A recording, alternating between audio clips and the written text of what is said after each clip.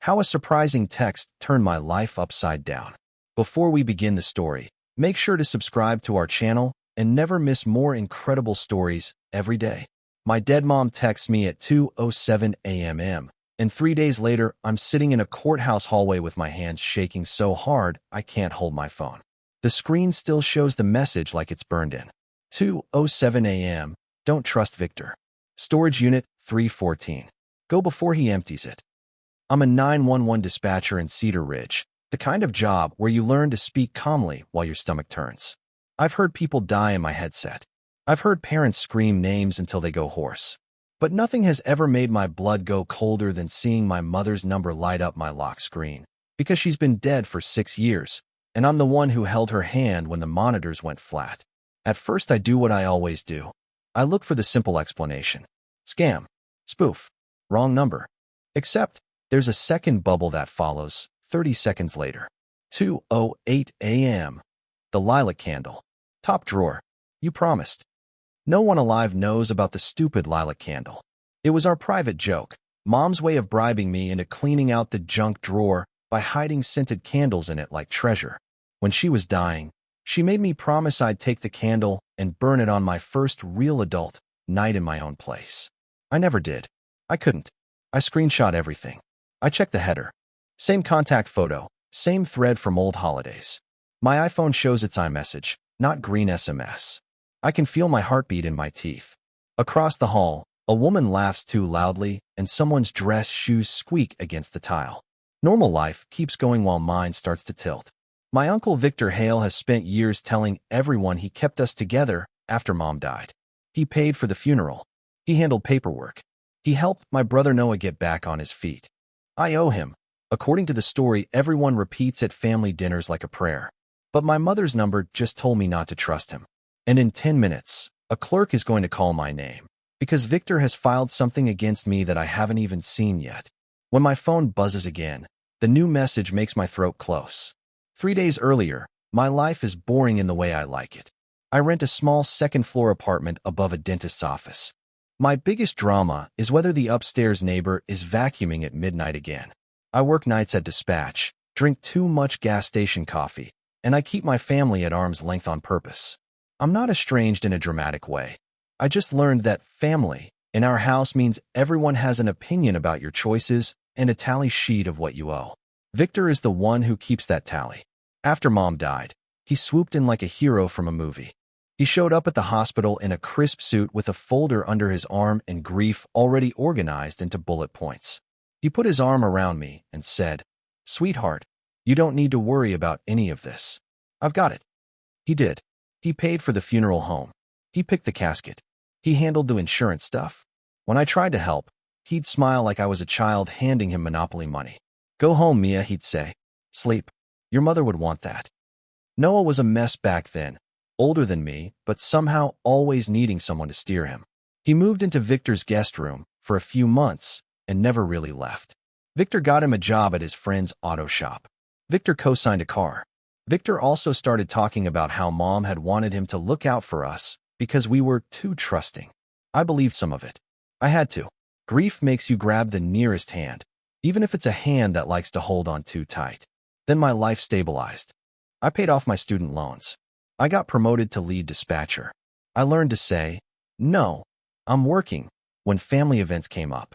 I built a quiet routine where Victor was a voice on speakerphone twice a month, asking about my future plans like he was my manager. Tasha and Gwen, my best friend at work, calls him the mayor of your trauma. She's blunt like that.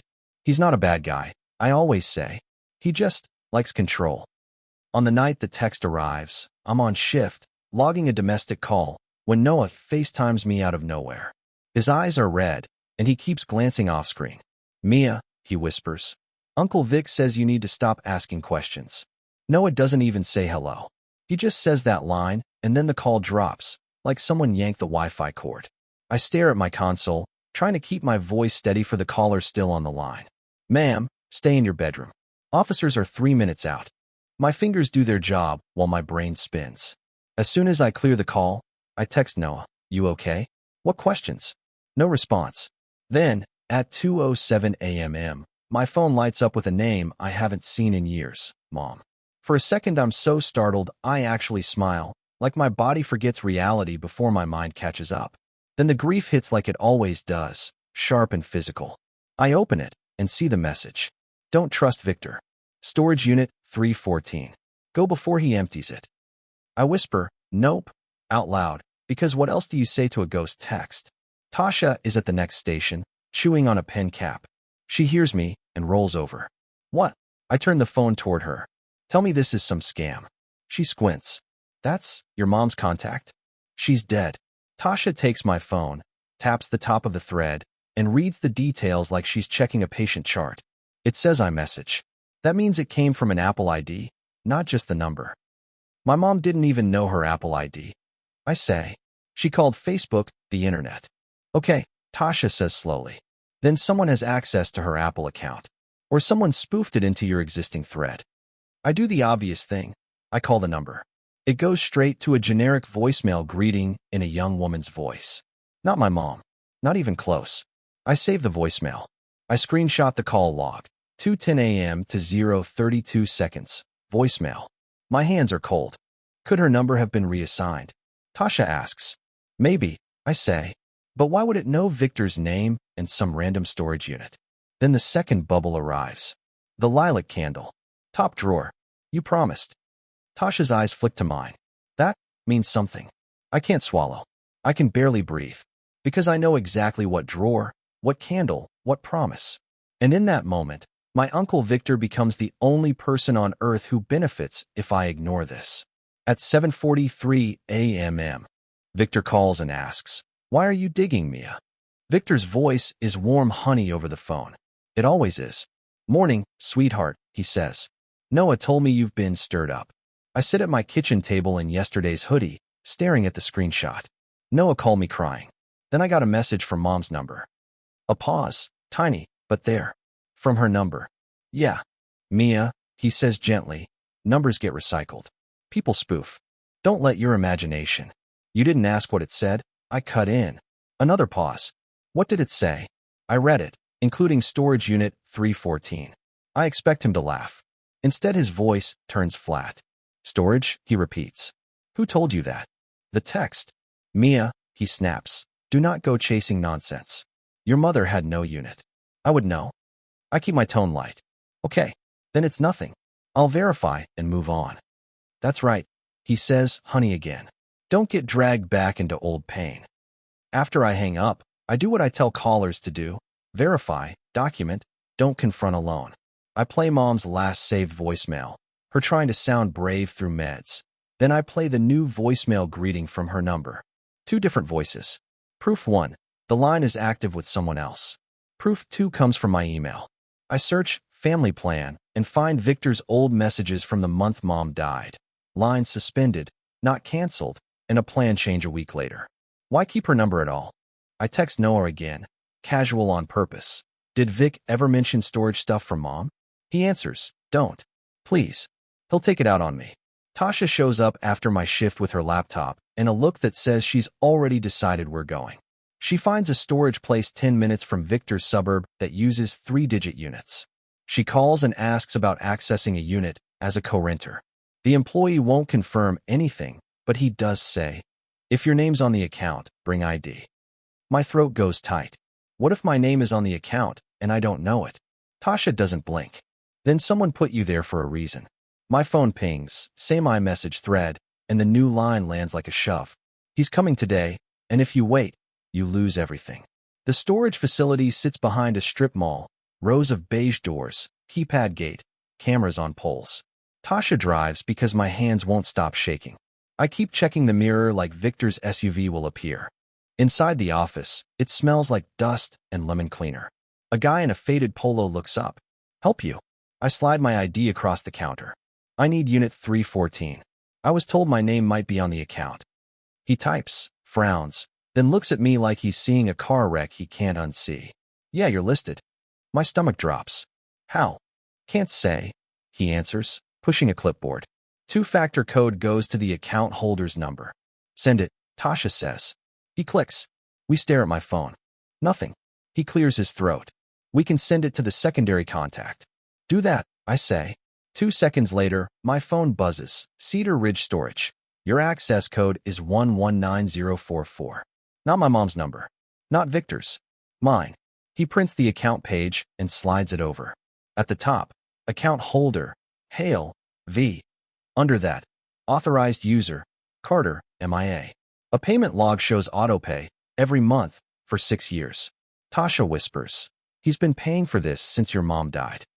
At the unit, there's a padlock with a fresh shine like it's new. That alone feels like a confession. I can't cut it without the account holder. The employee says, uneasy. I show him the screenshot of the warning text and the timestamp. He reads it, glances up at the camera above us, then sighs. If you're authorized and you suspect fraud, I can call my manager. 10 minutes later, he returns with bolt cutters. Stay in frame, he mutters. If this gets ugly, it's not on me. Metal snaps. The door rattles up with a groan. The unit smells like cardboard and something floral, faint, like a memory. There are labeled bins, medical, taxes, photos. A small fireproof safe sits in back.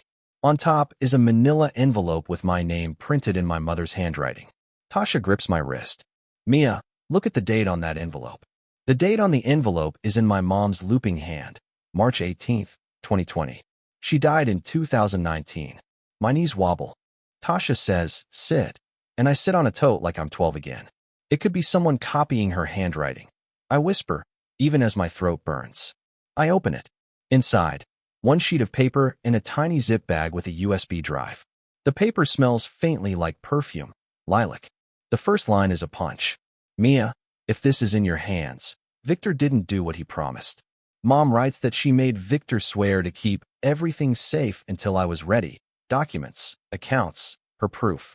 She says she's scared of him because he makes people doubt themselves. She tells me to trust my instincts, and she names Noah. Then the sentence that makes my skin go cold. He already used my name once. Don't let him use yours. I'm still reading when my phone rings. Unknown number. I answer and immediately regret it. Mia, Victor says, voice tight. Where are you? At work. You're lying. I hear a car blinker in the background. Click, click like a metronome. The unit's lock was cut. My stomach drops. You put me on that account. I did what your mother asked, he snaps. And now you're rummaging through private property. My name is on the paperwork. He goes quiet, then lowers his voice. Close the door. Walk away. We'll talk like adults. Tasha mouths, hang up. I don't. What's in the safe? I ask. Nobody's business. Why is there a letter dated after she died? The blinker stops. Tires crunch gravel. Because, Victor says softly, your mother wasn't always honest with you. My chest tightens. Don't. I'm coming, he says. And if you make a scene, Noah pays.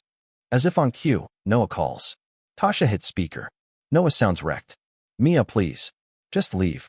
He's not kidding. I look at the safe, the USB drive, and the bins in my mom's handwriting, and I finally understand the real threat isn't the unit. It's what Victor is terrified I'll pull out of it. Outside, a car door slams and echoes down the row. Tasha yanks me back by my sleeve. We're not waiting for him under cameras, she hisses. We do a quick tree-off. I grab the letter and USB. I photograph every bin label with my phone showing 10:26 a.m. in frame. Tasha records a slow video sweep. Unit 314, bins labeled medical, taxes, photos, fireproof safe present, padlock cut by staff. We shut the door and walk out like we're leaving a laundromat, not our past. Victor's SUV turns in as we hit the office. His face shifts, smile to private fury. Mia, he calls. We can talk. I don't stop. At my apartment, Tasha uses her spare machine, and we open the USB. A folder pops up, scan_2019, bank, insurance, ID. The first PDF is a scanned driver's license. My name. My birth date. My face, but wrong. It's my face from an old social media photo, pasted onto a license with Victor's home address. The signature is a sloppy imitation. Issue date, 2 months after Mom died. My stomach flips. That's identity theft. Tasha clicks into bank. There are statements from North River Credit Union in my name. Small transfers in and out, always just under big, attention-grabbing numbers. A spreadsheet titled MI_routing has notes like keep balance low and new card shipped. Then an insurance letter, addressed to Mom, postmarked June 2019, stamped final notice. It references a policy and a beneficiary change request. I never knew the policy existed. Victor handled the mail back then, I say, and it comes out like an admission. We pull up the storage account rules. My name was added as authorized user the same day the fake license was issued. Payment method, a business card ending 4421, Victor's company card. So we go to the bank, because screenshots aren't enough. I bring my ID, my birth certificate, and the USB copies on a thumb drive we keep in my pocket like a grenade. The branch manager's smile fades as soon as she runs my social security number. Ms. Carter, you have 3 accounts with us. I have 1. She turns her screen. 2 accounts are flagged for unusual activity. 1 lists a mailing address I've never lived at. And the 3rd account holder name isn't Victor Hale. It's my mother's maiden name, spelled wrong, and I've never seen it before. Denise, the branch manager, takes one look at my face and says, "Office." Now. Tasha follows like she's afraid someone will snatch me in the lobby. Denise prints a summary and taps it with a pen. You have your normal checking. Then a savings opened online with an email address that isn't yours. And a business account under a DBA. DBA? I ask. Doing business as, she says. The name is close to your mother's maiden name. She points. Spelled wrong, but used consistently. My stomach rolls. So someone made a fake identity based on my mom. Denise nods. We have copies of IDs and signature cards. If you claim fraud, we can freeze the accounts, but you'll need an affidavit. She swivels her monitor. The ID copy is the same fake license from the USB, my old face, Victor's address, a crooked version of my signature. There's also a utility bill at his house used as proof of residence. Tasha whispers. He didn't even try to hide it. Denise clicks to transfers. Money moves out in neat chunks to credit cards, a car loan, and a handful of LLCs with bland names. These look like pass-through accounts, she says carefully. Shells, Tasha says louder. Then Denise opens a scanned form that makes my breath stop. Guardianship acknowledgement with my name printed under consenting party. I never signed that, I say. It's notarized, Denise replies. Dated 2019. The month after Mom died.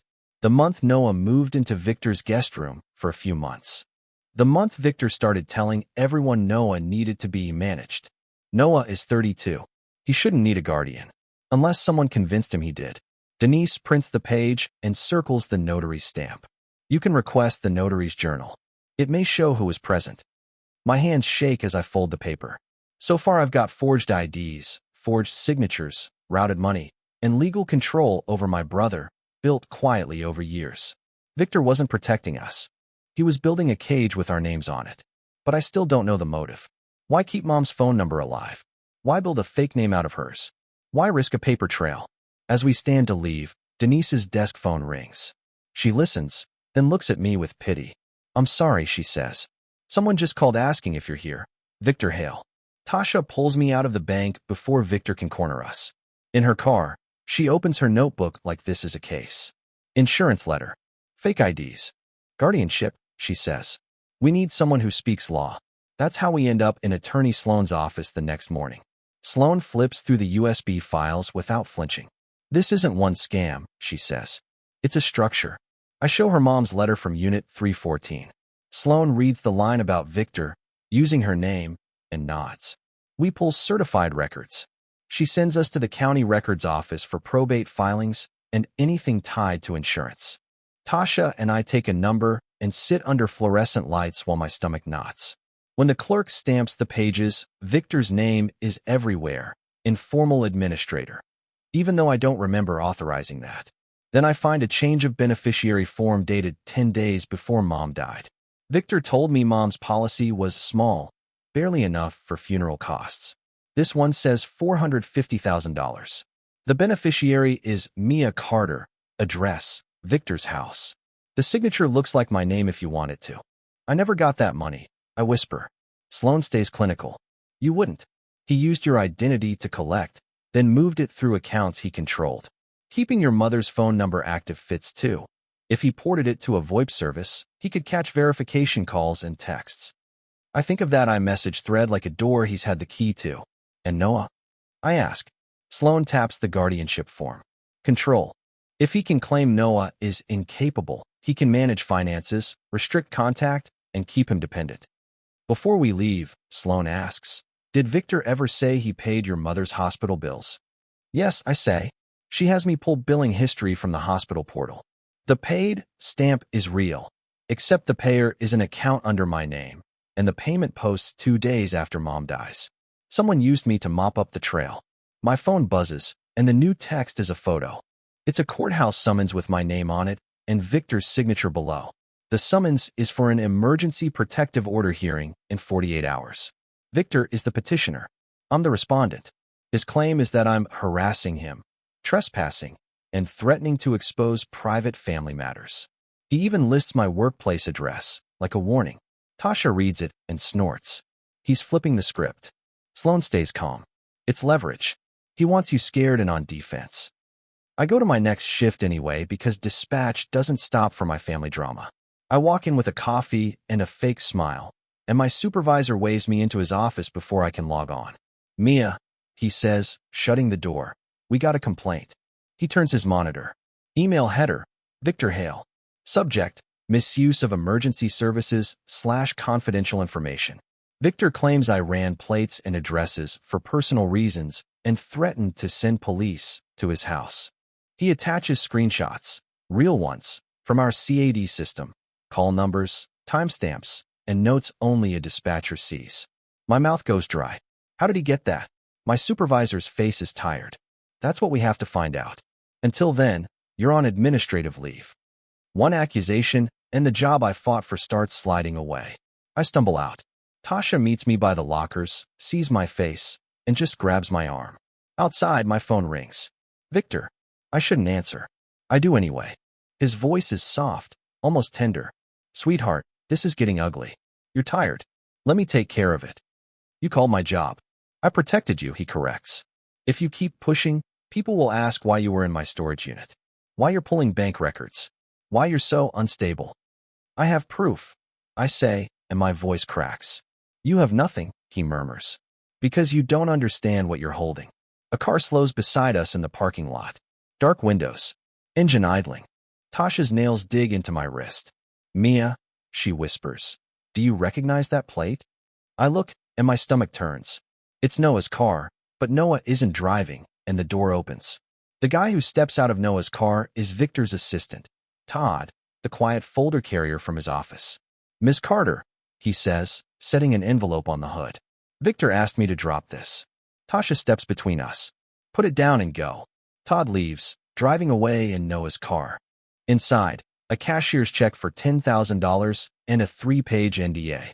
The last page makes my stomach lurch. I accessed Unit 314 without permission and found nothing of value. If I sign, I take money and agree not to contact banks, police, or my employer. "He's buying silence," Tasha says. Sloan reads it once. "He's buying time." So we build a plan like we're assembling a case file, not a family argument. Sloan has me sign the fraud affidavit at North River and freezes the suspicious accounts. Denise emails confirmation, timestamped, saved, printed. We file an identity theft report. Sloan loops in Detective Reyes from Financial Crimes. Reyes doesn't do drama. He does paperwork.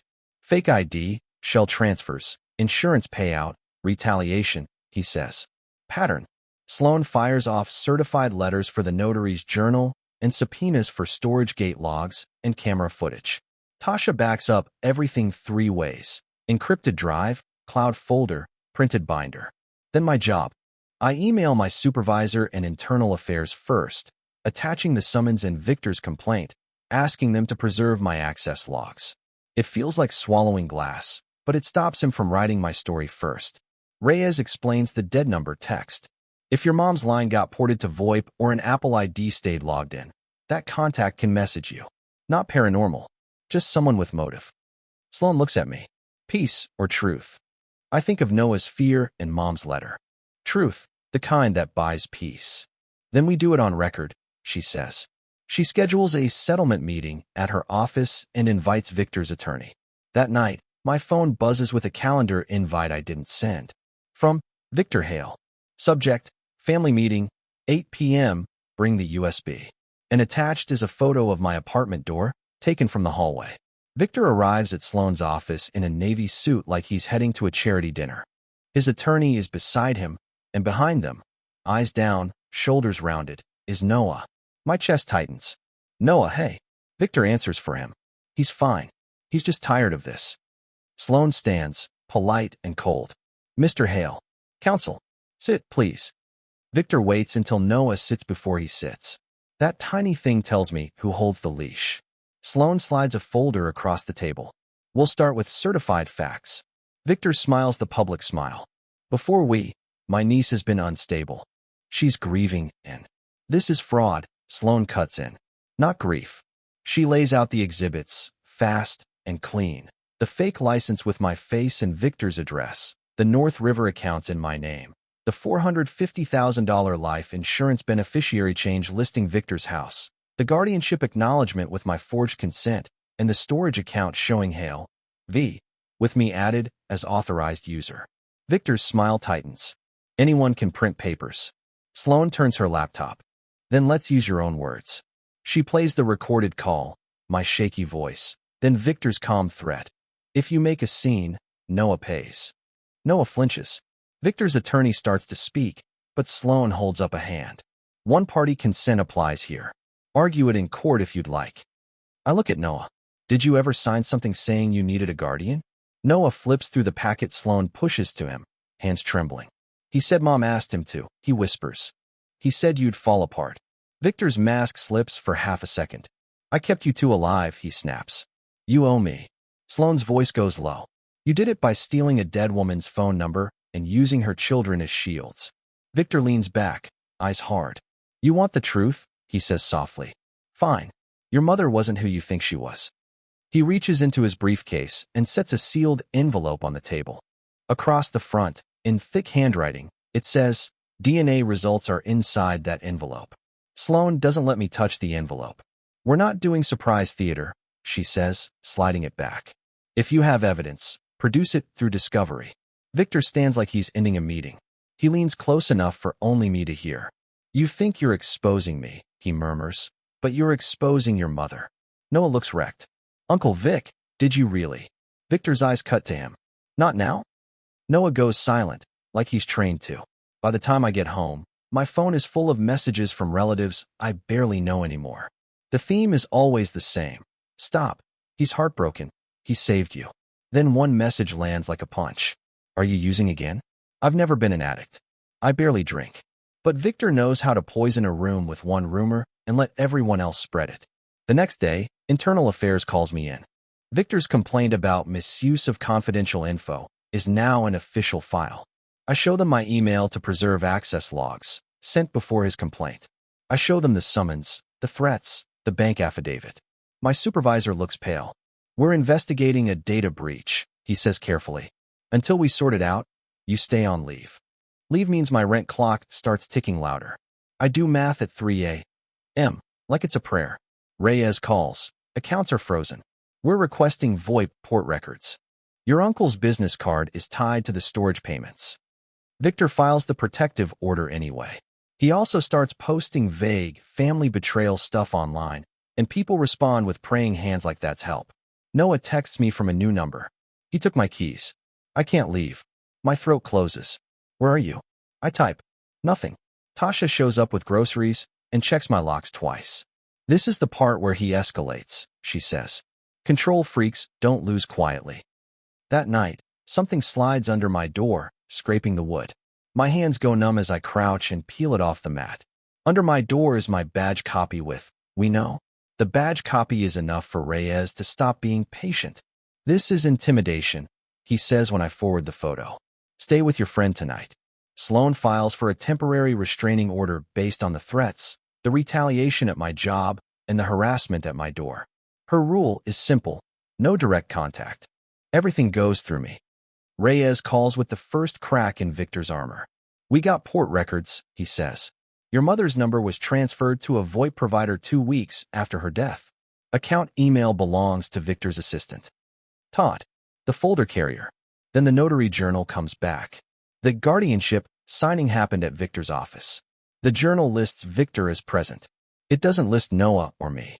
The notary's notes mention a sponsor speaking over the signer. Reyes sends officers for a welfare check. Noah opens the door with that same hollow smile I heard in his voice for years. He tries to say he's fine, then sees Reyes and breaks. "I just want my phone," he whispers. Victor appears behind him, furious but careful for the body cams. "This is harassment," he says. "My niece is unstable." The officers tell Noah he can leave. Noah hesitates, then walks out with a duffel bag like he's escaping a house that's been shrinking around him. We get him a new phone and a safe place under Sloane's name. We change passwords. We document everything. Noah's first therapy session is mostly silence and shaking hands. At work, Internal Affairs pulls my access logs. IT finds the breach. Someone used Noah's old credentials to view call summaries through a staff portal link. Victor's screenshots weren't magic. They were stolen. My supervisor calls me in. "I'm sorry," he says, and my leave ends. My badge works again. The restraining order gets granted for 90 days, renewable. It doesn't heal anything by itself, but it gives me a boundary with consequences.